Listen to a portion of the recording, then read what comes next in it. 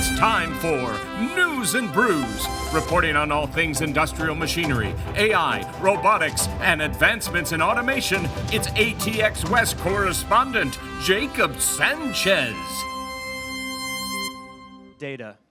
It's not of the physical realm. It's not something that we can see, hear, touch, but we need it. It affects everything we do. It affects everything we build, how we operate our business. It's something that needs to be talked about, and don't be afraid of the data. I have my friend Colin McMahon, the man, with the Spidey shirt. I'm loving it. How's it going, brother?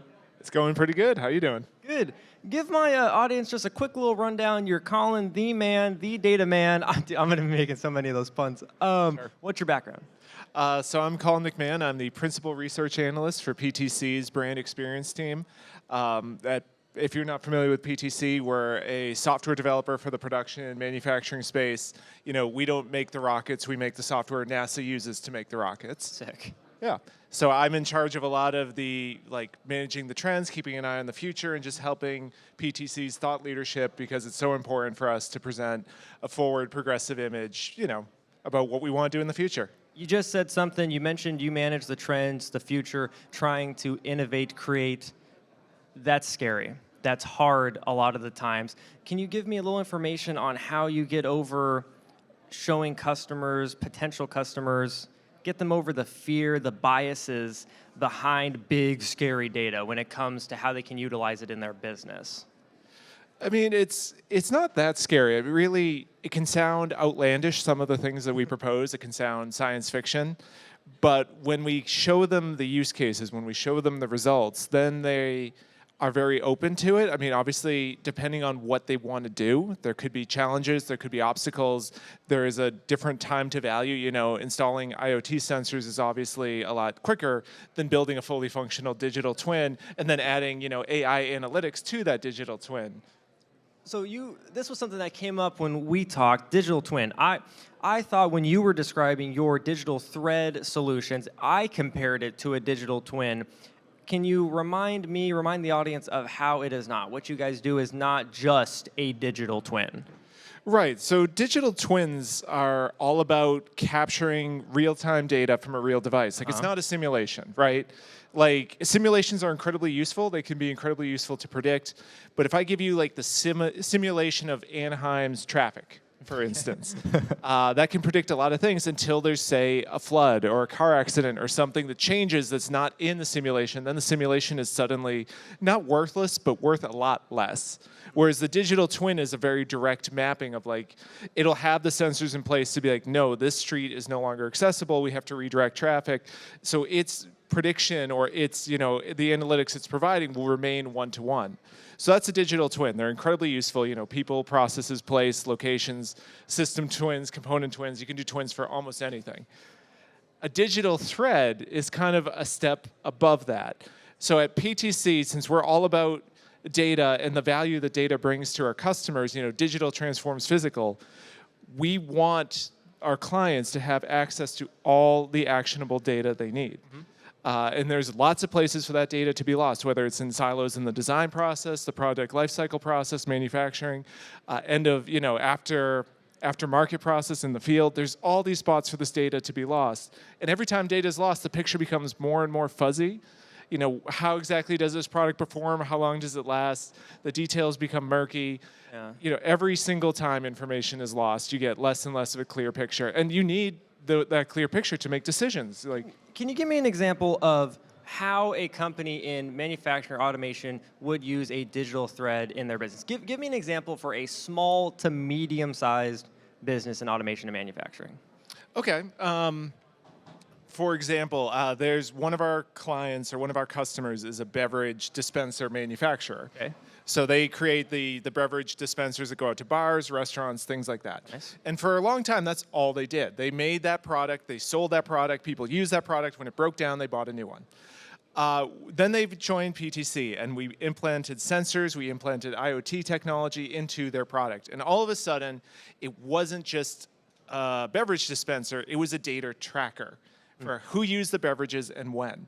So not only could they sell this product to their clients, the beverage dispenser to their clients in the restaurants and bars, they could now sell an additional service because, hey, we can tell you when your beer is going to run out before it runs out. We can tell you how to predict your orders, how to make sure that you have less downtime so it's not a busy night and all of a sudden you're out of like your top selling, IPA or whatever.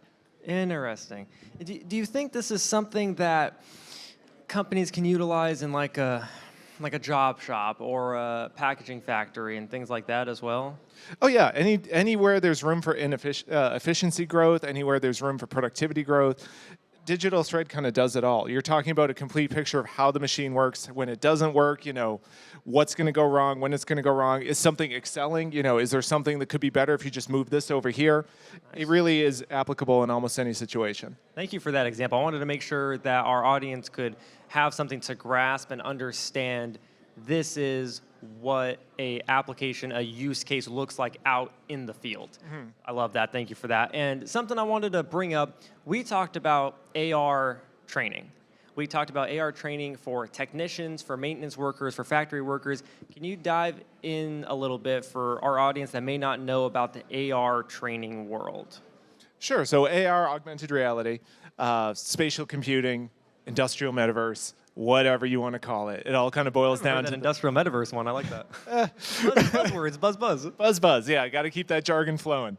So really what it all boils down to is overlaying digital on top of physical. Okay. So right now, I've heard it talked about at this conference a lot. There is the shortage of jobs, the shortage of specialized labor. And every time someone retires or walks out the door, they're taking an incredible amount of knowledge with them. Tribal knowledge. Right.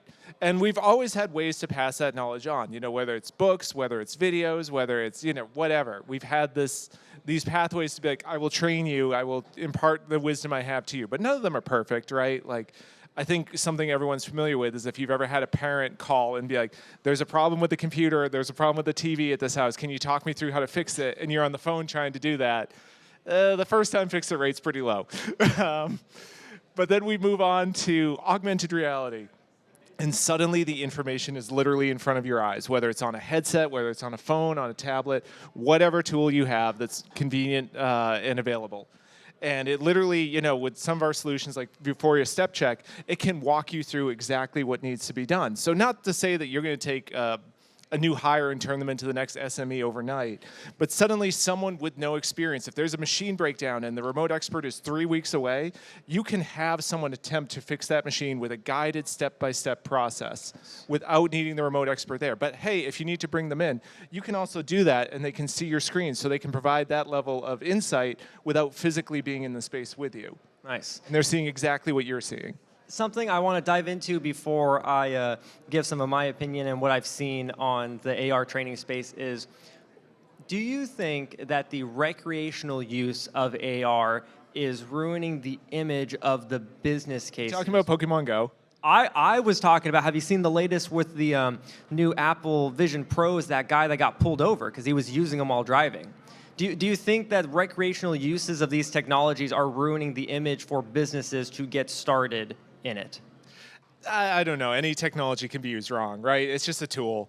And at the end of the day, you're always going to have people who use the tools wrong. But I don't think it's a reflection on that. It's not a reflection on augmented reality. It's a reflection on that guy. That's something that I think a lot of our industry, though, has to face. And it's a challenge, especially with automation, people using robots the wrong way, using a solution maybe not for the right application, and I feel like a lot of the time it's turning businesses off to that. You're going to see a lot with AI, particularly large language models in the next year. There's going to be a lot of people using it wrong. What do you mean by that? What do you mean? So ChatGPT lit up the headlines all through last year, continuing into this year, and that's an example of a large language model, a generative AI that, well, it doesn't speak or it doesn't read. It can, identify patterns so incredibly well to give the illusion of, this is human speech, this is a human writing, but it doesn't know right from wrong, and it has no code of ethics. So, if it's written on the internet, and a lot of stuff is written on the internet, like if I keep writing the sky is red all over the internet, eventually ChatGPT or a large language model that doesn't know better could tell you the sky is red.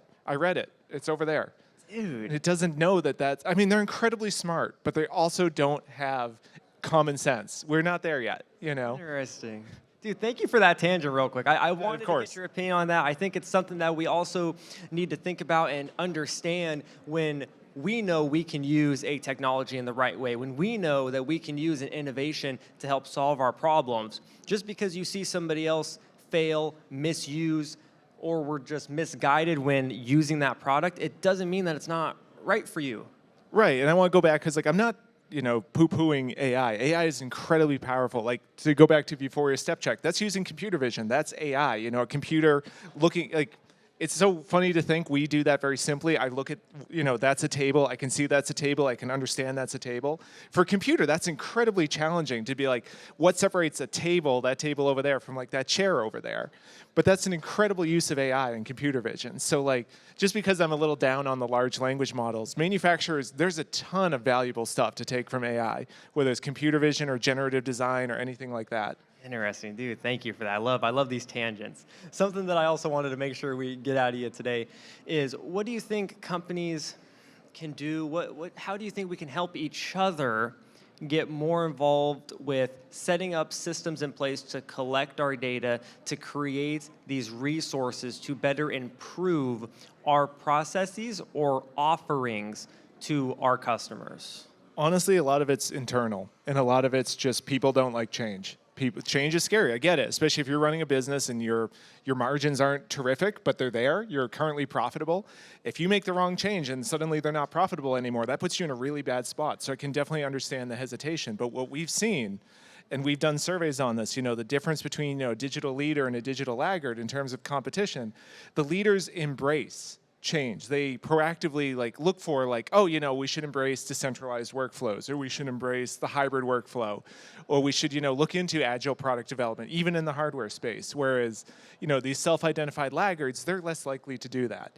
Mm-hmm. And when we ask this was just in the case of agile, why wouldn't you develop agile or use it in your company? I think it was the number one or the number two problem was just internal reluctance. People at the top didn't even want to try it, let alone use it. So that's something that I think is a mindset a lot in the industry. And I've heard somebody say at a very high level, I will not name the company, but the CEO of this company said, why would I ever want to be first to something when I could be second? And I'm looking at this person and I'm like, what are you talking about? People are afraid to be the first ones. They're afraid to be the first ones to try something.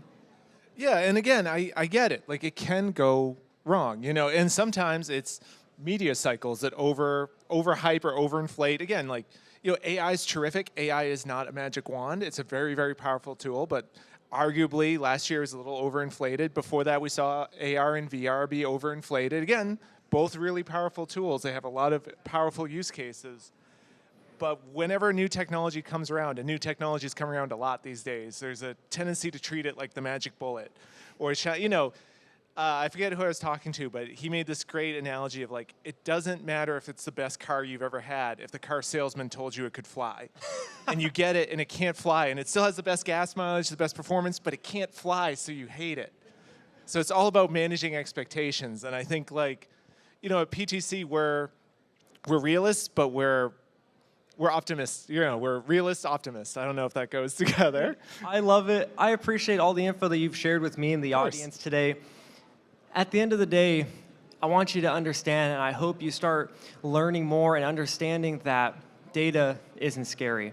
Change shouldn't be scary. Don't be afraid because you saw somebody else fail that you're too afraid to succeed, to innovate, to try something new, to be different. This is all about automation, manufacturing, moving our industry forward, and that needs to happen with change, and it starts with you. I'm your correspondent for ATX West, Jacob Sanchez. I'll see you soon.